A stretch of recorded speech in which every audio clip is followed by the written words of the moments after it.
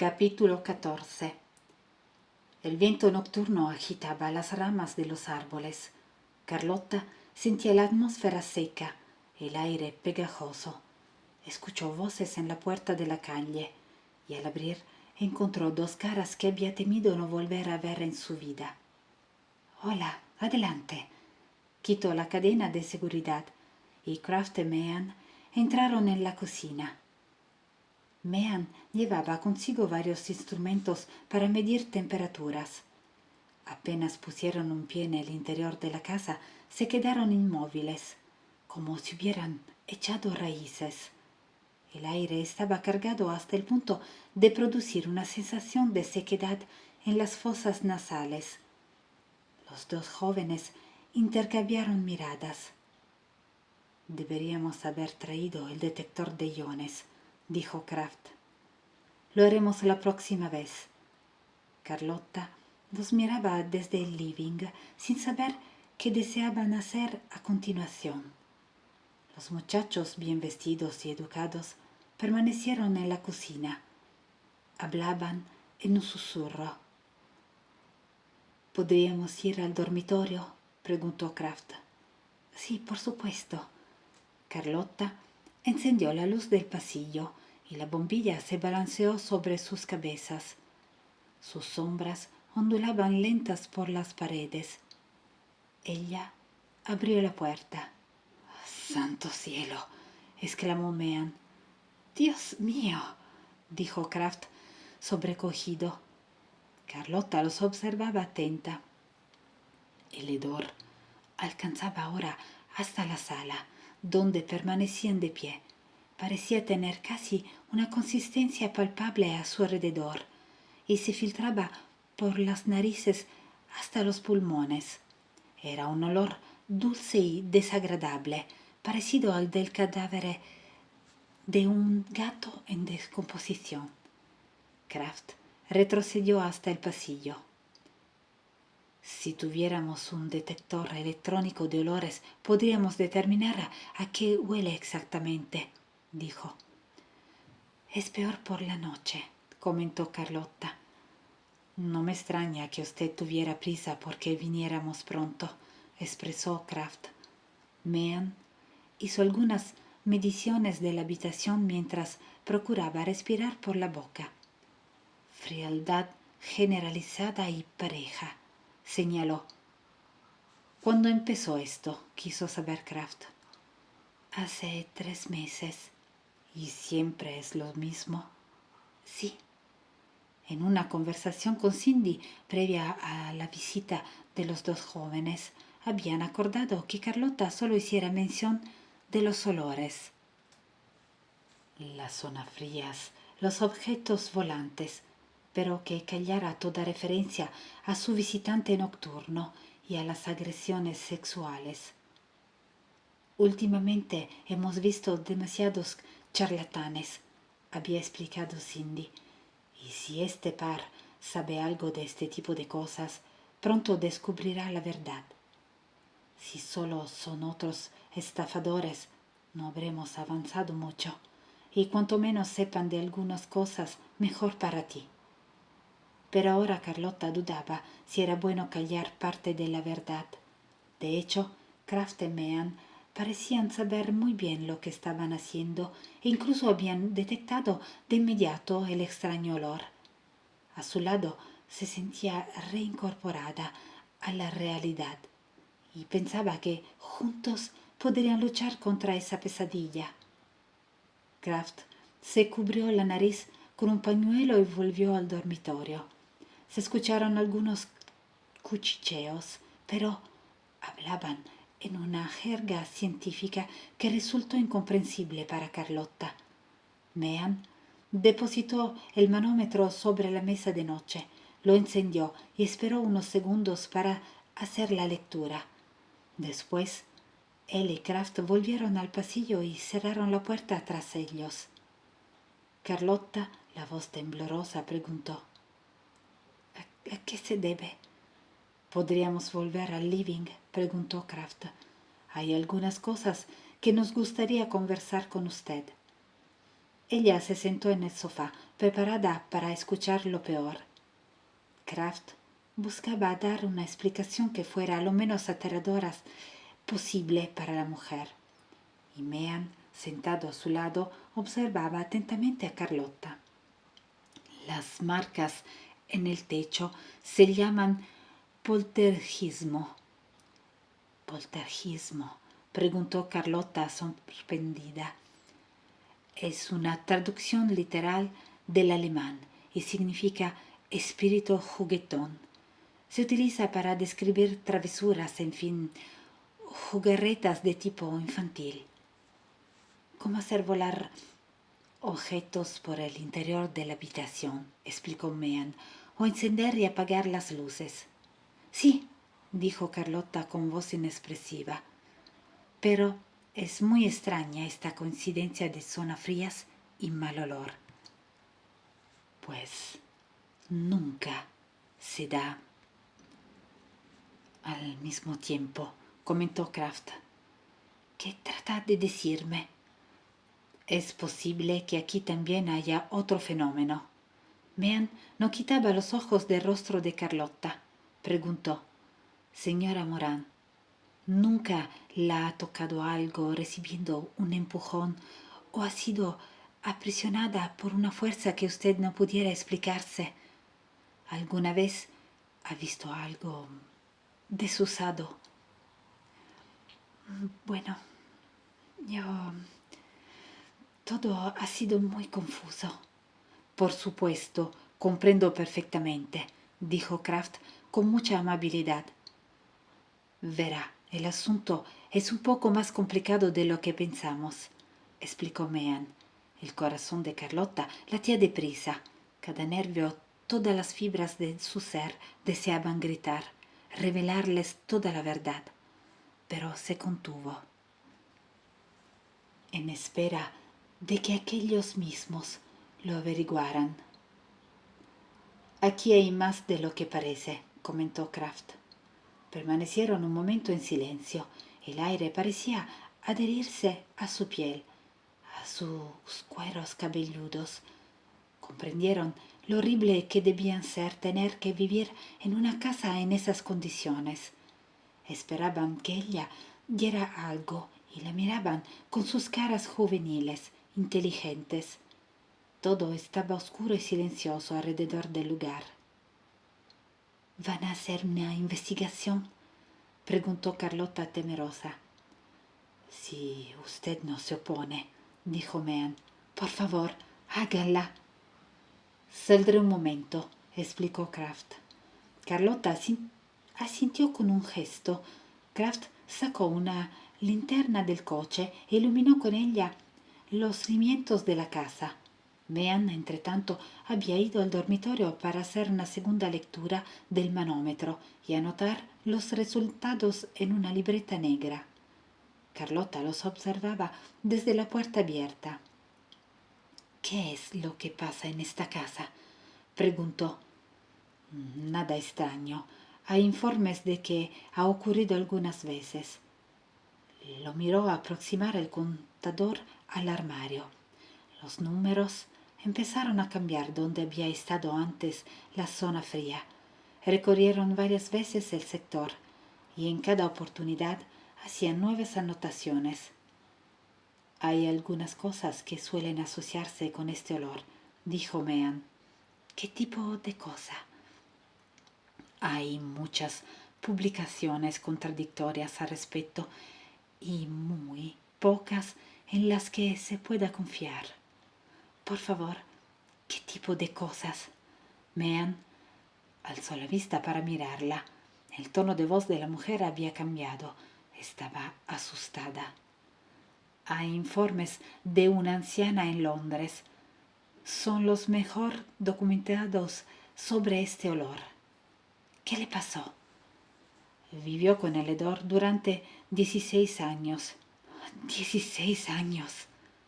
Mehan se aproximó al armario, donde el olor era más intenso. Palpó las paredes en busca de fisuras. Las recorrió con el contador y finalmente dijo: La pobre señora se estaba volviendo loca al tener que vivir en esas condiciones. Claro que era una mujer muy anciana. ¿Loca? Sí, decía que algo la perseguía. Cuando el científico salió del armario, vio que Carlota estaba mortalmente pálida. ¿Se siente usted bien, señora Morán? Sí, estoy perfectamente. Espero no haberla asustado. Su caso es completamente diferente. Sí, diferente, repitió sin darse cuenta de lo que decía. Kraft se metió bajo las vigas de los cimientos. Descubrió que los materiales no eran muy resistentes y que las terminaciones habían sido hechas de cualquier manera, con prisa. La parte superior de la casa estaba reconstruida. También comprobó la gran cantidad de cañerías y alambres que se había acumulado allí. Asomó la cabeza para mirar desde abajo el jardín y el callejón. Había grandes transformadores eléctricos apoyados sobre armazones de acero y los alambres formaban una masa compacta. Un cortocircuito y la casa se electrificará entera, pensó. Golpeó las cañerías. Hubo un gruñido grotesco en respuesta. Carlota se sobresaltó. Es Jean, la tranquilizó Mean. Compadeció a la pobre mujer que parecía haber llegado al límite de sus fuerzas. Se dio cuenta de que lo mejor que podía hacer era seguir trabajando con calma, metódico. Solía ser una buena terapia para la gente asustada. Kraft volvió a entrar en la casa. ¿Me podría dar un vaso de agua, por favor?, dijo. Por supuesto. El científico fue personalmente a la cocina a buscar el vaso de agua y se recostó contra el fregadero mientras pensaba en la construcción de la casa. Con el rabillo de ojo vio un movimiento. El armario se abrió y un cacharro salió disparado, giró en el aire y fue a estrellarse contra la pared opuesta. Los fragmentos volaron por otras partes en la oscuridad. «Jean, ¿estás bien?» Kraft devolvió lentamente el vaso a su sitio. «Sí, estoy bien». Caminó hacia donde los restos del cacharro aún giraban, cada vez más despacio. Los aplastó con el tacón hasta que cesó el movimiento. Salió disparado del armario, explicó con un tono de sorpresa a Mean, que había ido a la cocina. Mean se inclinó y recogió un pedazo del suelo. «Pálpalo», dijo. Kraft lo tocó con los dedos. Congelado. Carlotta acababa de entrar en la cocina en ese momento. Los dos jóvenes la miraron. Estaba pálida como el alabastro, el color de su cara acentuado por la suave luz del living. «¿Ven? No eran invenciones mías». «Ya sé que no lo eran, señora Morán», dijo Kraft. Después se dirigió a Mean. «Rápido, trae las cámaras». Mean corrió al coche. Kraft volvió a mirar a Carlotta, tan etérea, con la luz bañando sus cabellos como una aureola. Preguntó: «¿Esto sucede a menudo?» «Todo el tiempo». Kraft no dijo nada. Observó la cocina, los utensilios, las instalaciones y el reloj de la pared parecían resplandecer en la oscuridad. Mean volvió con una gran cámara y un trípode con un soporte metálico.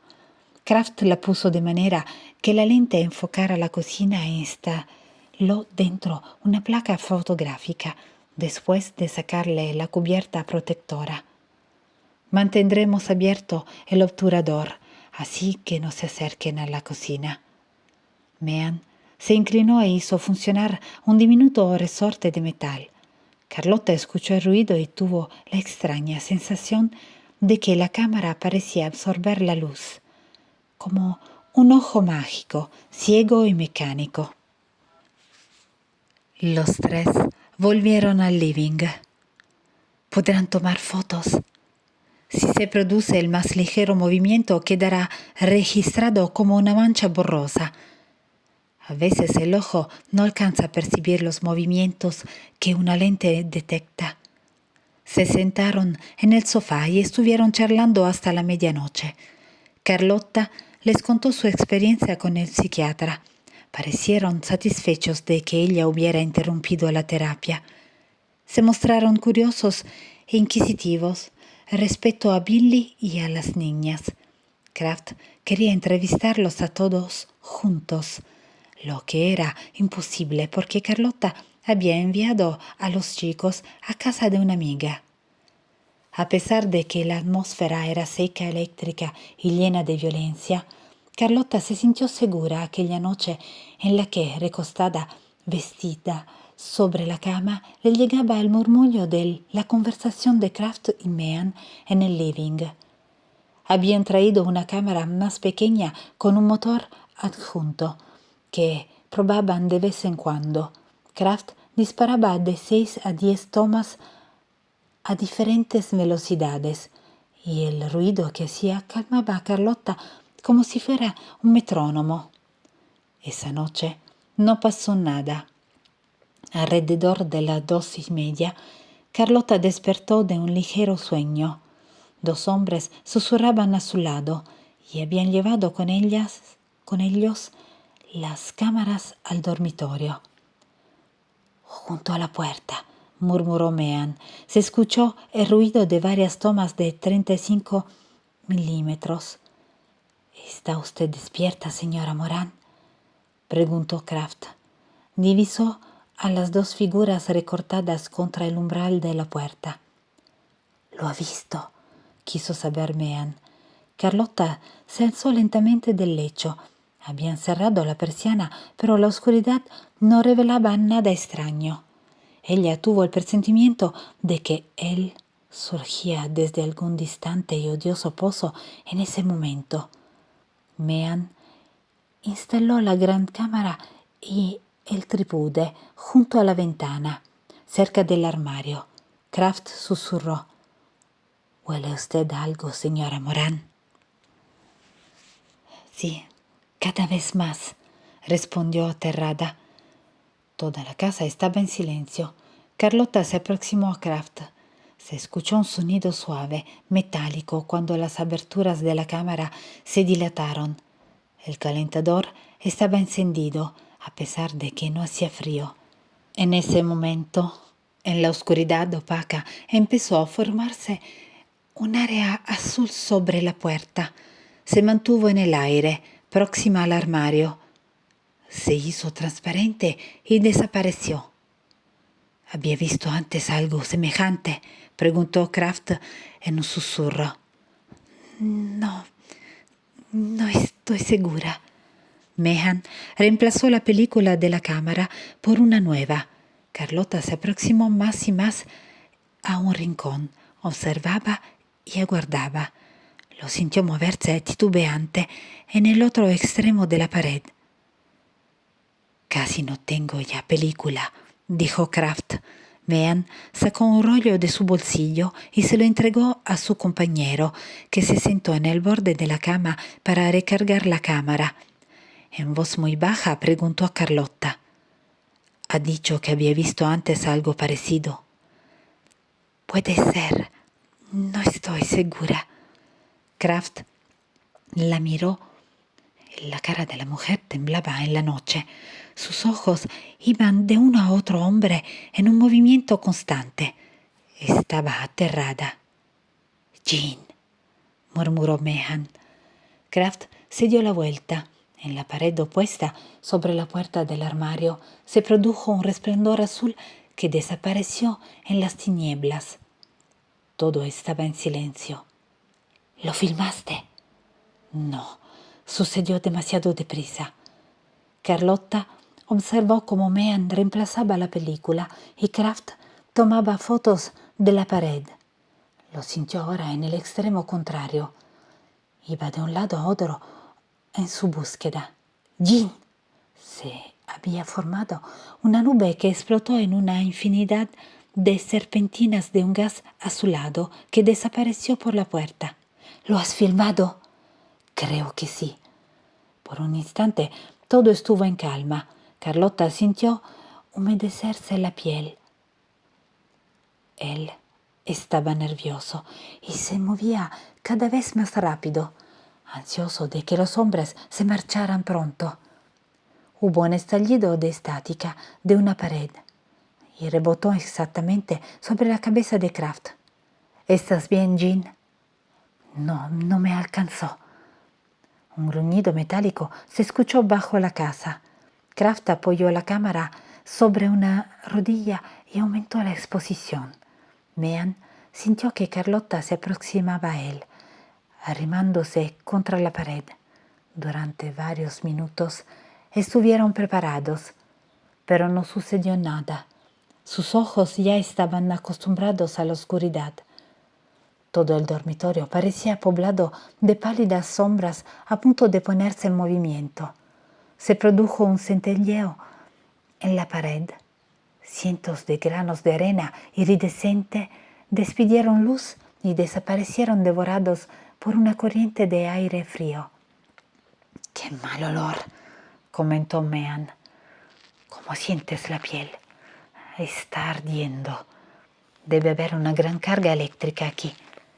Varias ascuas azules recorrieron la habitación, chisporrotearon, estallaron y revolotearon cerca de la lámpara sobre la mesita de noche antes de caer al suelo y apagarse. La cámara de Kraft funcionaba sin cesar. Meehan le arrojó un último rollo para que la recargara. «Se ha atascado», murmuró. Le quitó el motor y empezó a hacerla funcionar en forma manual, de una toma por vez. Carlotta supo que él se paseaba por el vacío y se estaba impacientando. Durante mucho tiempo, estelas de nube azul giraron, se retorcieron y reptaron por la pared, próximas al techo. Dejaban caer brillantes bolas azuladas que giraban ardiendo y se extinguían al caer. Kraft extendió una mano. Tuvo la sensación de ser golpeado por diminutas sustancias muy frías. «Enfocado», dijo después, y apuntó con la cámara hacia abajo. Meehan puso la última película en la cámara grande. Nada sucedió durante una hora.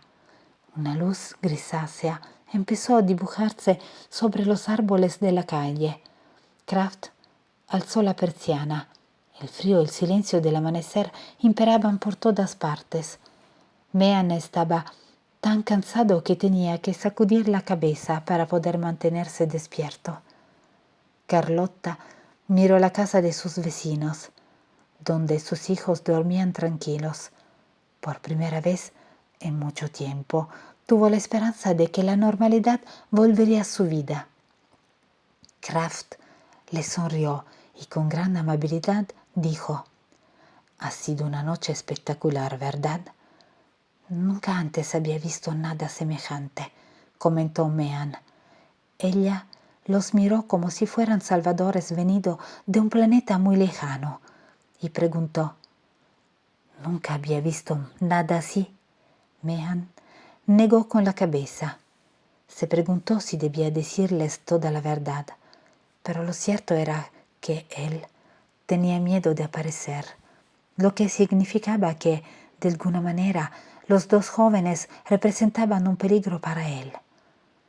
«Puedo entender perfectamente por qué estaba usted asustada, señora Moran», dijo Meehan con voz cansada. Kraft, en cambio, parecía excitado por la noche en vela, por lo que había visto y sentido. Su mente reflexionaba acerca del equipo que deseaba traer a esa casa. Carlotta se había reclinado en el borde de la cama y mirándolos a los dos dijo: «No creo que vuelva nunca más». «Es posible», afirmó Kraft, «porque estas cosas son muy raras. Puede que no volvamos a verlo». «¿A quién se refería, señora Moran?», preguntó Meehan, repentinamente lúcido y alerta. Ella lo miró fijo y sus labios jugaron a formular palabras que no se atrevía a pronunciar, conceptos e imágenes de su cerebro que no se atrevía a expresar con voz alta. Estas cosas, a eso me refería, respondió. Meán sabía que mucha gente tiende a personalizar sucesos que no puede comprender. Era una reacción normal, pero, no obstante, se preguntó si Carlotta no les habría ocultado algo importante. La luz del día se había hecho más intensa sobre los tejados y árboles. Kraft dijo como si se disculpara. Tengo que revelar las películas. ¿No le importa si nos marchamos ahora?, preguntó Meán. No, él no volverá, estoy segura. Bien, dijo Meán destornillando el soporte de metal del trípode. Volveremos de nuevo esta noche si no le importa. Al contrario, y muchas gracias. Mientras Meán llevaba el trípode y la cámara al living, dijo: en realidad, somos nosotros los que tenemos que agradecerle, señora Moran. Esta es una gran oportunidad para nosotros. La brillante luz del sol irrumpió en el living y el pelo de Kraft adquirió un brillo dorado. ¡Qué mañana tan hermosa!, murmuró Carlotta. Sus ojos se llenaron de resplandor solar, el sendero que dibujaba sobre la alfombra, la luminosidad que confería al aire. Parecía ser el primer día de la creación. El Volkswagen rojo empezó a separarse del bordillo y Carlotta se quedó mirándolo mientras se alejaba por Kentner Street. Meán se despidió con la mano y ella devolvió el gesto. Cuando se dio la vuelta, la casa parecía delineada por el deslumbrante resplandor de la luz del sol. Se sentía contenta, más liviana que el aire, dispuesta a vivir y recuperar la felicidad. Era como haber vuelto a nacer. Una persiana se alzó en la casa del matrimonio Greenspan. Pronto los chicos tomarían el desayuno. Decidió cocinar una inmensa pila de tortas de mermelada de mora. Capítulo 15. El laboratorio estaba a oscuras. Redes electrónicas, placas fotográficas y un complicado equipo electrónico relucían en el área de trabajo. Los estantes estaban llenos de textos y los cartapacios rebosaban de gráficos. La doctora Cooley permanecía de pie entre Kraft y Meán, y los tres examinaban un grupo de fotos recién reveladas. En el rectángulo negro podía verse un halo azul verdoso, como una cortina de humedad, que describía un arco en el vacío. La siguiente fotografía mostraba un grupo de nubes estrechamente unidas y de las cuales salían serpentinas que dejaban estelas iridescentes. Otras fotos señalaban auras luminosas en torno a una superficie opaca. La muralla del dormitorio de la señora Moran. Había también algunas en blanco y negro, más pequeñas, en las que aparecía Carlotta sentada en su habitación. A veces se la veía opaca, a veces más brillante, casi como si estuviera envuelta en un velo menos compacto que la gasa, que la suavizaba sus facciones y hacía verse más grandes y oscuras sus pupilas, que se destacaban como verdaderos pozos negros. Kraft dijo: estas son las que tomamos con infrarrojos la tercera noche. Cada vez que la señora Moran se aproximaba a una de las zonas frías, yo la fotografiaba constantemente. Cuando está fuera de ellas, las fotos salen normales y es muy difícil conseguir algún tipo de exposición. Pero cuando entra en una de las zonas frías, hay bastantes rayos infrarrojos como para conseguir una exposición. La doctora Cooley tomó la fotografía. Parecía extraña, como si dos mitades hubieran sido tomadas al mismo tiempo. En una, la primera mitad de ese mismo ser se veía nerviosa, asustada, casi absorbida por la oscuridad. En la otra estaba luminosa, la piel tersa y brillante, sensual hasta el punto de que el cuerpo parecía diferente. Parece tan distinta, comentó la doctora. No sé por qué, dijo Kraft. Sus ojos ya se habían acostumbrado a la oscuridad. La bombilla roja centelleaba sobre las bandejas de agua y sustancias químicas, y su luz se reflejaba sobre la pared, grifos y recipientes metálicos. Bueno, no se puede negar que hay una energía electrostática, dijo la doctora. Se debe a que siempre estuvo compacta hasta concentrarse, respondió Kraft a la defensiva. Sí, pero dejó estelas. Más bien chispas. No lo sé. Toma mucho tiempo conseguir algo absolutamente confiable y es preciso descartar miles de alternativas posibles antes de obtener resultados válidos. La observaron lavar las fotos en agua destilada. Sería interesante investigar la casa, pues siempre cabe la posibilidad de que haya filtraciones de corriente eléctrica por alguna parte, advirtió la doctora. ¿Cree usted que solo se trata de eso?, preguntó Kraft. Creo que hay que asegurarse de que no se trata de eso. Y el mal olor, tanto Kraft como yo lo percibimos. Era como si hubiera el cadáver de un gato. Horrible. Tal vez hubiera algún gato muerto en algún sitio. Imposible, protestó Mehan, porque se intensifica durante la noche y disminuye durante el día. Tal vez el gato esté cerca de la casa.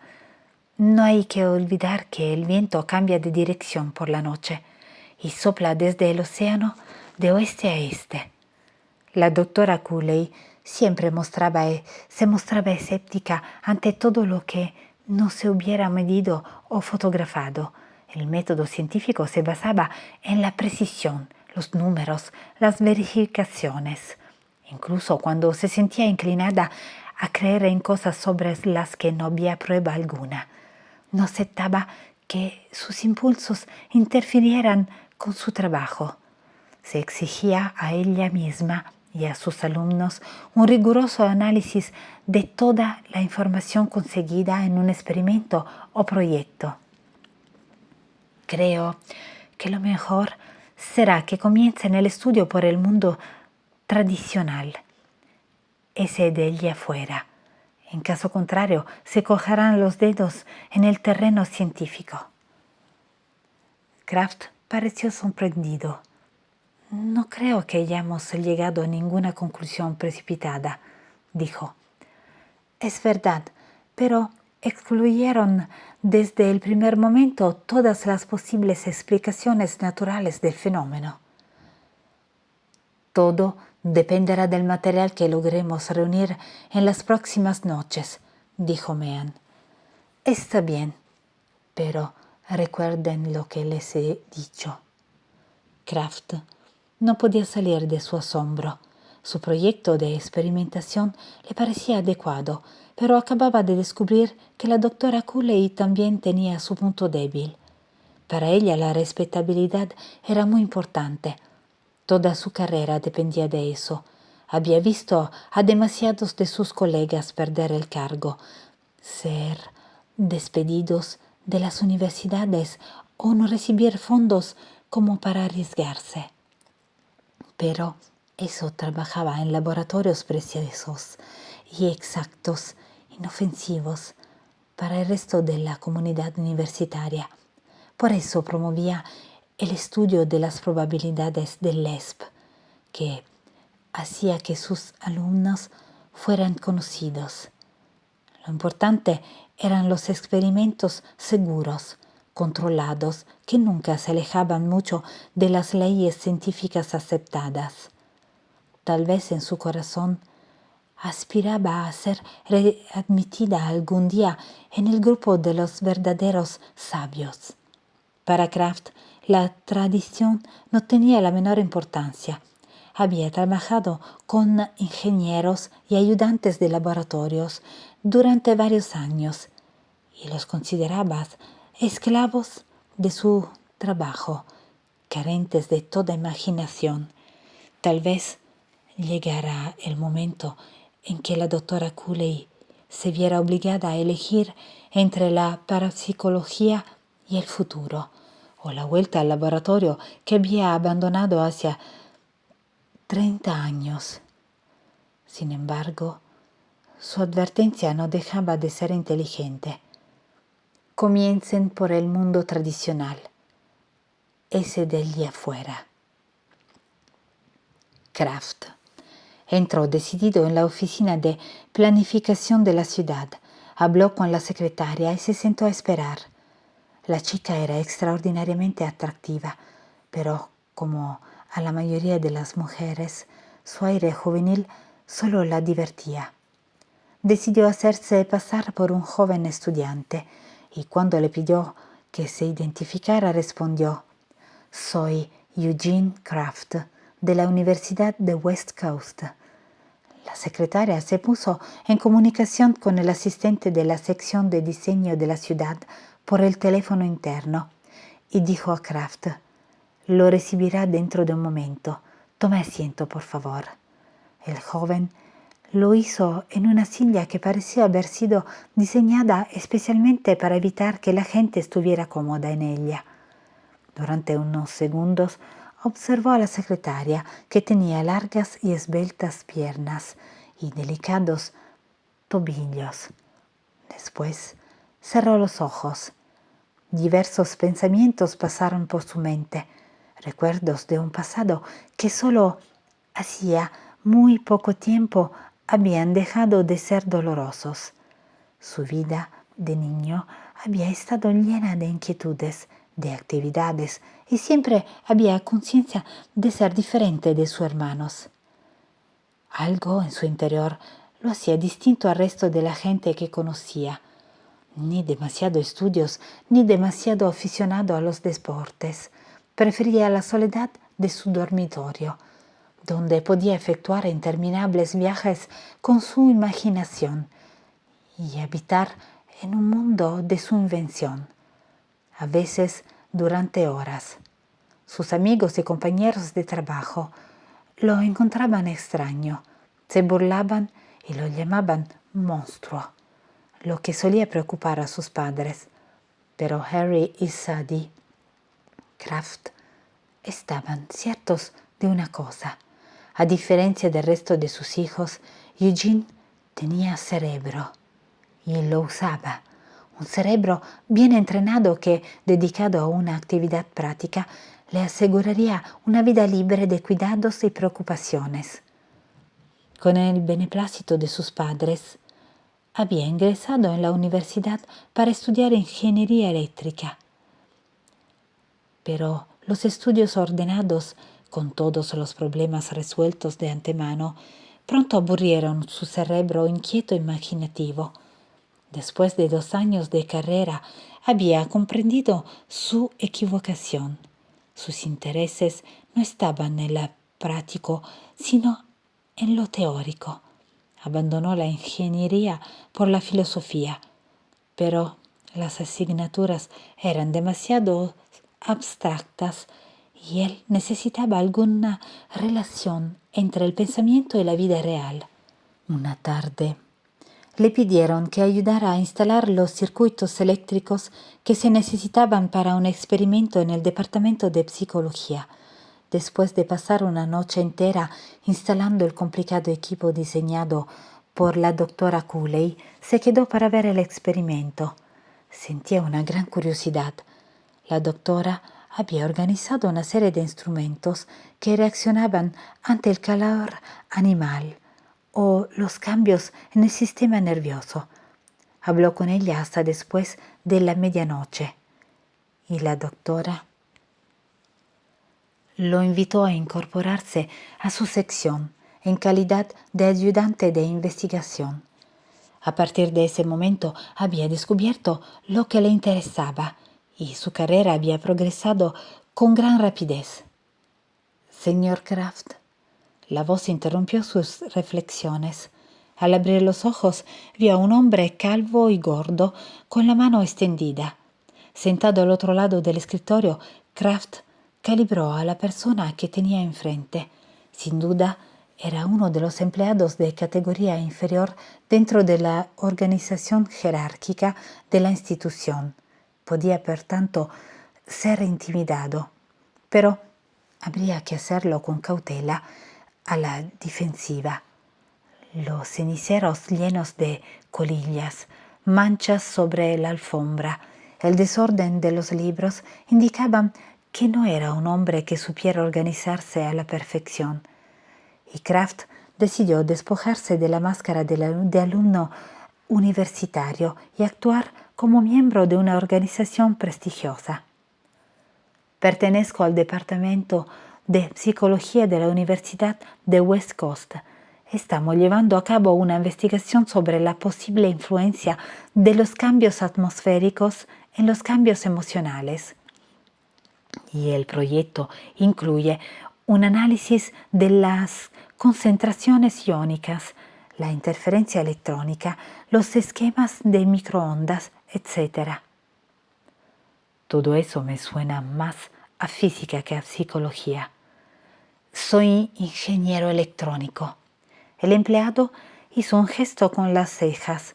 Era obvio que se sentía impresionado por el brillante joven que tenía ante sí. En realidad, había esperado tener que entrevistarse con un jovenzuelo tonto, vestido de cualquier manera. ¿Y en qué puedo ayudarla, señor Kraft? ¿Podría proporcionarme duplicados de los planos de un sector determinado de la ciudad? Necesitamos saber las fuentes de algunos fenómenos y nos interesan las torres de control aéreo, los radiotransmisores, etc. Así podremos estudiar un caso particular, aislándolo del conjunto general de factores. Comprenderá que nuestras informaciones deben ser precisas y sus mapas lo son. El asistente asintió. La seguridad de Kraft lo había convencido. Le gustaba la decisión del muchacho, su energía, lo rápido y conciso de sus planteamientos. Era una agradable entrevista para cerrar un día perfectamente anodino. Siempre estoy dispuesto a colaborar con la universidad. Gracias. El asistente telefoneó al archivo de planos y Kraft se marchó una hora más tarde con 12 rollos bajo el brazo y una invitación para volver cuando quisiera. En el mismo momento en que Kraft se encontraba en la oficina de planificación, Meehan trabajaba en el sótano del ayuntamiento. Allí en la biblioteca había uno tras otros los enormes cartapacios que contenían los títulos de propiedad. La mesa sobre la que se encontraban era larga y estaba cubierta de polvo. El bibliotecario, un anciano de espesas cejas blancas, observaba con desconfianza cada uno de los movimientos de Meehan, que permaneció allí durante 4 horas. Al salir, poseía una completa información sobre cada persona que había sido propietario o inquilina de la casa de Kentner Street. Condujo su viejo Volkswagen con lentitud hasta el apartamento de Kraft. El motor del coche necesitaba con urgencia una revisión general, pero Meehan nunca lograba juntar el dinero necesario para hacerlo. En realidad, solo le interesaba tener lo suficiente para sobrevivir, pues cualquier otra actitud solo le acarrearía problemas. Pensaba en las mentes de todas esas personas que habían dormido, sufrido y muerto en la casa de Kentner Street, y ni siquiera miraba la sucesión de coches que desfilaba por su lado. todos con prisa por llegar a casa, por vivir, por volver a sus problemas personales. Leyó una anotación en su libreta de apuntes y volvió a guardarla en el bolsillo de su camisa. Hizo los cambios para seguir avanzando y el coche se movió de nuevo con lentitud. Meehan había sido educado en la ciencia cristiana. Era una religión en la que los poderes de la mente se consideran muy superiores a los del cuerpo. Cuando era pequeño solía someterse a diversas pruebas. Se abstenía de comer, del agua y se sometía a intensos dolores físicos. Lo que enseñaba su religión era verdad. Mediante la concentración se podía eliminar la conciencia de estas sensaciones desagradables. A los 13 años poseía un notable control de sí mismo y estaba capacitado para aceptar o rechazar sensaciones a voluntad. Se ejercitó en el estudio de la gente para comprobar si su poder de concentración le serviría como defensa contra la ansiedad que experimentaba ante su familia o cuando tenía que enfrentar gente desconocida. Al poco tiempo descubrió que se las arreglaba perfectamente para hacer frente a cualquier relación personal, con un completo conocimiento de los mecanismos psicológicos de la otra persona. Sus experimentos lo hicieron pronto conocido como un ser extraño, muy lento para responder a los estímulos de la gente, aficionado a mirar fijamente a los ojos de los demás, a sus dedos o a la cara. Pronto era capaz de saber lo que los otros pensaban con solo analizar los gestos que hacían, y cuando estaba entre las personas a las que conocía bien, casi podía responder a sus pensamientos no formulados. Entonces comprendió que la comunicación entre los seres humanos era algo mucho más complejo que un simple uso de la palabra, boca, dientes y lengua, y de los gestos corporales. Y naturalmente se asustó. Podía distinguir entre lo que se decía y lo que en verdad se estaba sintiendo en ese momento. Detectaba la hipocresía que se pretendía disimular. Meehan pasó entonces mucho tiempo a solas en su dormitorio para evitar la agonía de tener de comunicarse con los demás. En ese momento conoció a Eugene Kraft, que era profesor ayudante de filosofía de las ciencias. Meehan fue su mejor alumno y Kraft descubrió por qué. Después del examen lo invitó a su apartamento.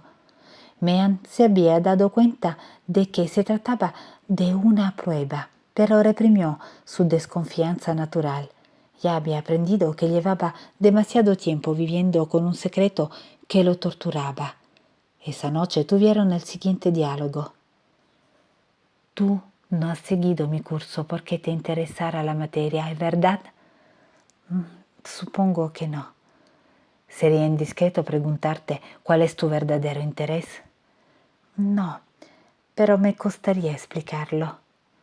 Kraft estudió a Meehan, que parecía atemorizado, aterrado del mundo o de sí mismo. La ciencia parece no satisfacerte.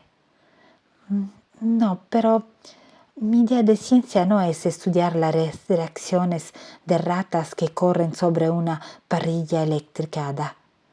Kraft se dio cuenta de que Meehan necesitaba expresarse, salir su caparazón protector. Pero que era preciso darle un empujón para que se decidiera. ¿Conoces a la doctora Elizabeth Cooley?, preguntó. He oído hablar de ella. El próximo semestre seré su ayudante. ¿Te interesaría conocerla? Meehan lo miró con gran atención a los ojos. Sí, muchísimo. Después de 2 semestres, Meehan se dedicó a estudiar parapsicología y su interés era la transferencia mental de ideas. Al semestre siguiente era ya ayudante de investigación. Sus padres opinaban que había arrojado por la borda una brillante carrera y le dieron un ultimátum. O seguía estudios que le permitieron convertirse en profesor, o trabajaba con su padre en la fábrica de pinturas, o se marchara de casa. Meehan se marchó de casa.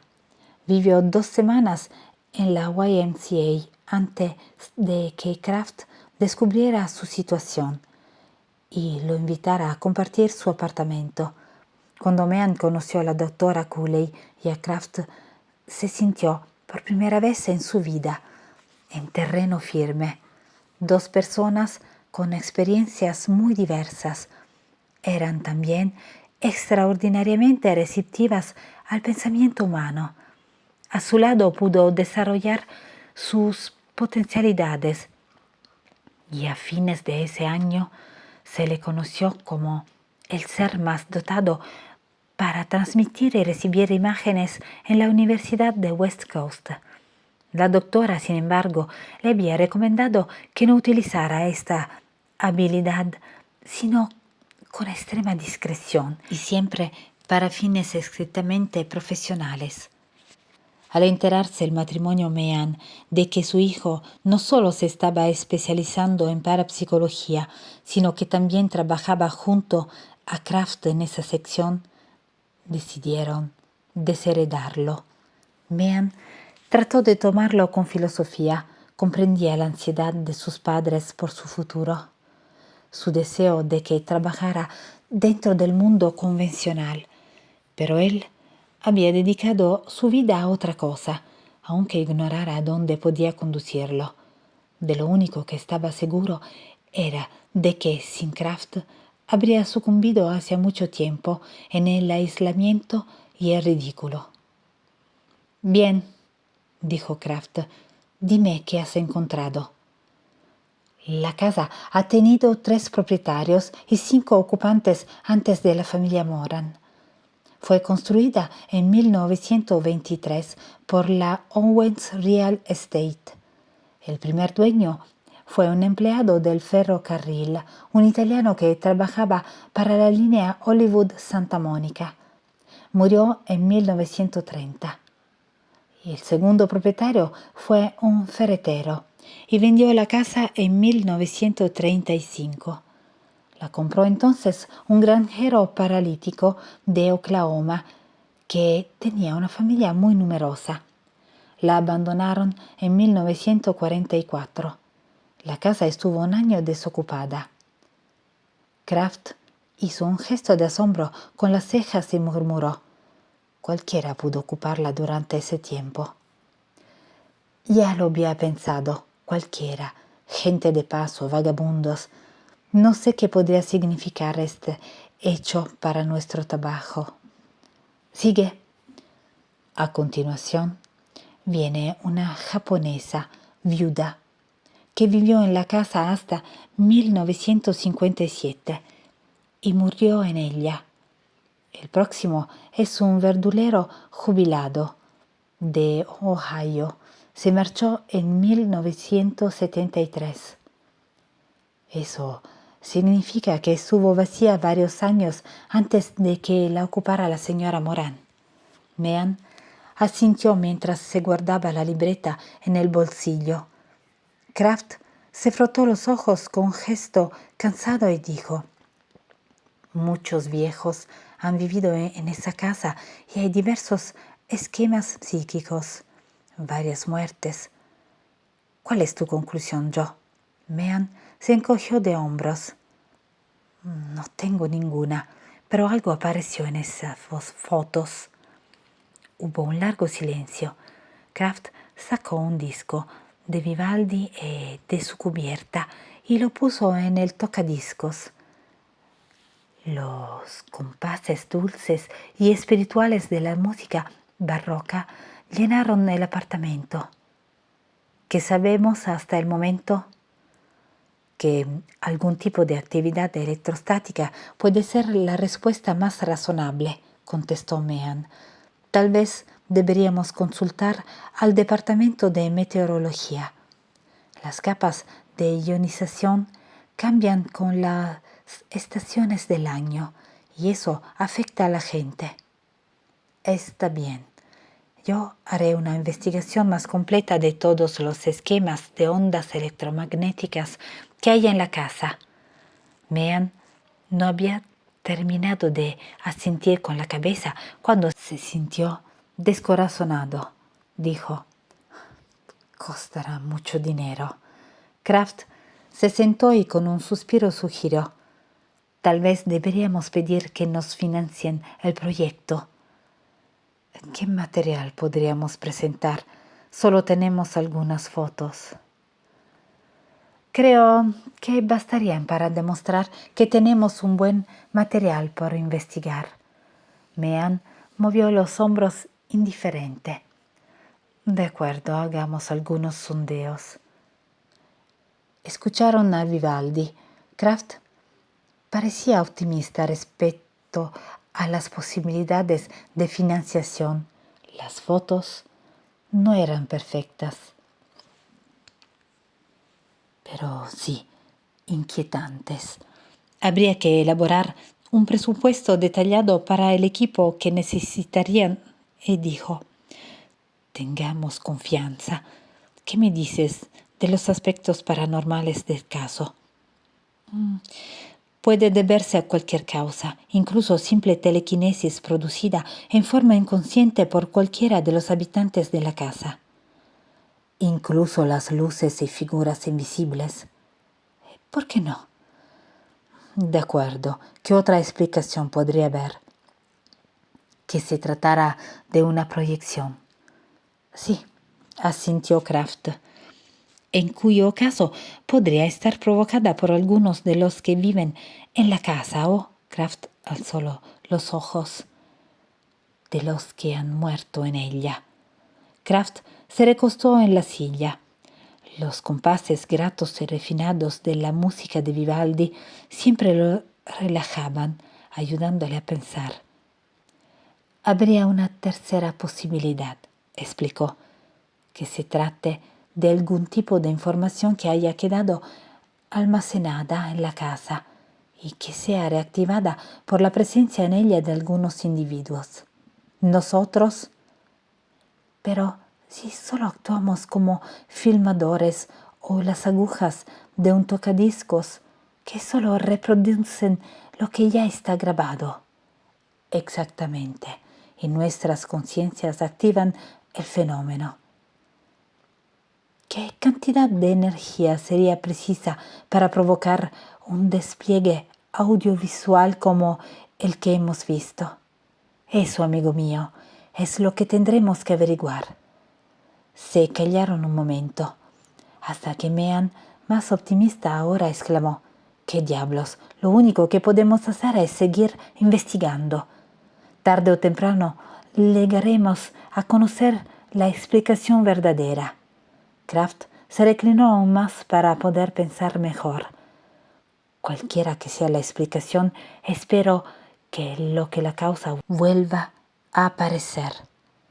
Sus pensamientos se mecieron a los compases de la música y, casi sin darse cuenta, se centraron en la casa de Kentner Street.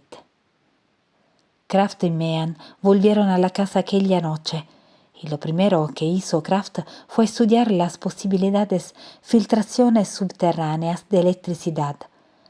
Había un pequeño índice electromagnético. Sacó varias fundas metálicas del coche y las colgó en puntos claves de la casa. Después entrevistó a Billy y a las niñas, mientras Mean interrogaba a Carlotta en la cocina. Kraft quedó convencido de que la inteligencia de Julie era muy superior a lo normal y de que había algo enigmático en Billy. ¿Qué sentiste? ¿Algo así como una ráfaga de viento? Billy miraba a Kraft con una dura expresión. No, respondió. Es decir, sí, como un viento. ¿Algún contacto físico? Le dio una buena paliza a Billy, dijo Julie. Billy le dirigió una mirada de advertencia a su hermana, que no pasó inadvertida para el científico. Kraft estaba seguro de que el muchacho ocultaba algo. Hablaba con calma estudiada, como si midiera cada palabra. A mí me pareció un viento, insistió Billy. ¿No has visto nunca nada extraño fuera de los objetos que vuelan? No. Mamá sí, dijo Kim. Cállate, Kim. Tu madre ha visto algo, pero te refieres a las luces, ¿verdad? Sí, a las luces, dijo Billy. ¿Cuántas veces las ha visto? Billy se encogió de hombros. Pregúntaselo a ella. Te lo estoy preguntando a ti. 5 o 6 veces, tal vez más, no sé. Siempre lo mismo, más o menos. Pero cuando tú sentiste esa especie de viento, no viste nada, ¿no es así? Así es, no vi nada. ¿Y tu madre tampoco vio nada en esa ocasión? Nunca se lo he preguntado. Kraft interrogó a las niñas sobre si ellas habían visto algo, y las dos negaron con la cabeza. ¿A qué se debería la hostilidad de Billy? Tal vez no fuera más que una reacción natural de defensa ante lo desconocido. Preguntó a Julie. ¿Has escuchado ruidos? A veces. ¿Cómo eran? Parecidos a los de un avión. Son las cañerías de los cimientos, explicó Billy. Una vez la llamó. Cállate ya, Julie. El señor está tratando de ayudar a mamá y tú no haces más que inventar historias. Kraft se rascó la cabeza. Esperaba que Mean tuviera más suerte en su entrevista con Carlotta. Tenía la impresión de que el fenómeno tenía que ser mucho más complejo, pero que Billy, como la mayoría de la gente, tenía miedo de hablar de lo que resultaba insólito. Con una sonrisa dijo: «Esto es todo. Tal vez volvamos a conversar más adelante». En la cocina, Carlotta respondía las preguntas que Mean leía de una gran cantidad de páginas. Kraft se acercó hasta ellos. La presencia de los chicos había hecho cambiar la atmósfera, que estaba en calma, muy diferente a la de la otra noche. A las 10, Billy y las niñas se marcharon a dormir a casa de los vecinos. A Carlotta le avergonzó lo que los científicos pudieran pensar de su extraña vida familiar, pero no quería correr ningún riesgo. Mean instaló una serie de contadores en el pasillo y el dormitorio. La concentración de iones era alta, pero no demasiado como para considerarla anormal. Solo había un ligero mal olor en el dormitorio. Era poco más de las 10 de la noche. Tendrían otra larga vigilia por delante. Para no quedarse dormidos, Kraft y Mean se habían sentado en las incómodas sillas de la cocina. Las cámaras estaban montadas sobre los trípodes, preparadas para filmar. Las ventanas, luces y el espejo estaban cubiertos con papel negro y cinta aislante, lo que les permitía exposiciones más largas de las tomas y fotos. Alrededor de las 3 de la madrugada, Kraft se sobresaltó. La cabeza de Mean le daba golpecitos en el hombro. Se había quedado dormido. Kraft lo sacudió para despertarlo y susurró: «La atmósfera ha empezado a enfriarse». Es el amanecer. Carlotta dormía. Los dos científicos esperaron un par de horas antes de ponerse de pie, agotados. Ella despertó al escuchar que se preparaban para marcharse. Mientras recogían las cámaras para llevarlas al coche, se puso una bata y fue descalza a despedirse. «Siento que no haya pasado nada», dijo. «No se preocupe», respondió Kraft. Metieron el equipo en el coche. Tendrían que inventar un sistema para que los contadores se activaran en forma automática. No podían pasar todas las noches sin dormir. «Otra noche sí. Y no sé qué será de mí», dijo Kraft, medio en serio, medio en broma. Carlota los despidió con un saludo de la mano mientras se alejaban. 4 noches de paz, 4 maravillosas noches, sin pesadillas. Al despertar con el ruido que hacía Kraft al cargar la cámara pequeña, le había parecido emerger de un agradable vacío oscuro. Ahora estaba en paz y descansando. Cindy había aceptado no aparecer por la casa durante la investigación, pero Carlota deseaba comunicarle la noticia. Al mirar el reloj, se dio cuenta de que solo eran las 6. Pronto tendría que servir el desayuno a Billy y a las niñas. Se ajustó el cinturón a la cintura y sintió el frío del rocío sobre las plantas de sus pies desnudos al caminar por el césped de vuelta a casa. Admiró las gotas que colgaban de los tallos de las hojas y de las rosas y lirios. Decidió volver a hacer tortas de mermelada de mora. La otra vez los chicos habían estado encantados. Entró. En el armario encontró la mezcla y el azúcar. Pero no quedaba mermelada de mora. Pensó que daría lo mismo si usaba la de fresas, que a Billy le gustaba comer con crema. Había una frescura en el aire como si estuvieran en el campo. Hubo un ruido en el dormitorio. Puso mantequilla en la fuente y agregó harina para batirlas. Un segundo ruido, más fuerte que el primero. Había arrojado algo contra la pared. Dejó la fuente sobre la mesa. Todo estaba silencioso, fresco, seco en el aire. Percibía un fuerte olor a lilas que venía del dormitorio. Fue al living. Toda la casa olía a lilas. Había un repiquetear de cristales en el dormitorio, como el de las campanadas de un reloj. Con mucho cuidado avanzó hasta el pasillo y miró hacia el dormitorio por la puerta entreabierta. Su frasco de agua de colonia se balanceaba en el aire, próximo a la pared y sobre la mesita de noche. Abrió la puerta del dormitorio.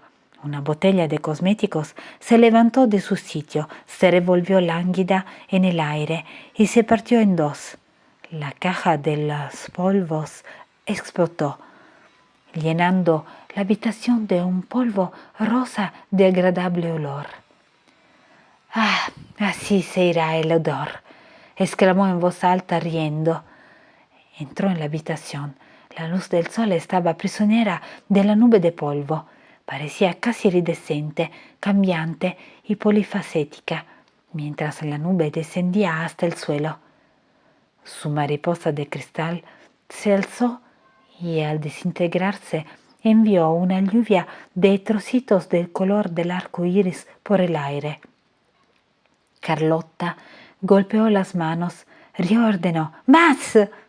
Después golpeó el suelo con el pie y estalló en una alegre carcajada.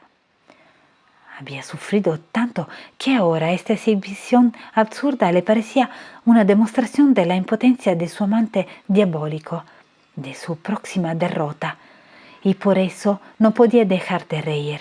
Mientras aplaudía y daba pataditas en el suelo, dijo: «Estoy segura de que puedas hacer cosas aún más espectaculares». La cortina se agitó y, rasgándose en dos, se desprendió de la barra. La tela floreada voló sobre ella como alas de una gigantesca mariposa. «¿Esto es todo lo que puedes hacer?», se burló, secándose las lágrimas del rostro. «Mis hijas podrían haberlo hecho mejor». Todo lo que había en el dormitorio, metales y cristales, líquidos y polvos, onduló en un continuo subir y bajar. Carlota rompió un frasco de perfume con el pie. Rió feliz. Saltó sobre las cortinas que quedaron inmóviles en el suelo. «¡Has muerto! ¡Has muerto!», gritó. Astillas de cristal y restos de una infinidad de objetos la envolvían como un río, pero ella los pisaba, reía, danzaba y entre lágrimas no cesaba de decir: «Estás muerto, muerto, muerto».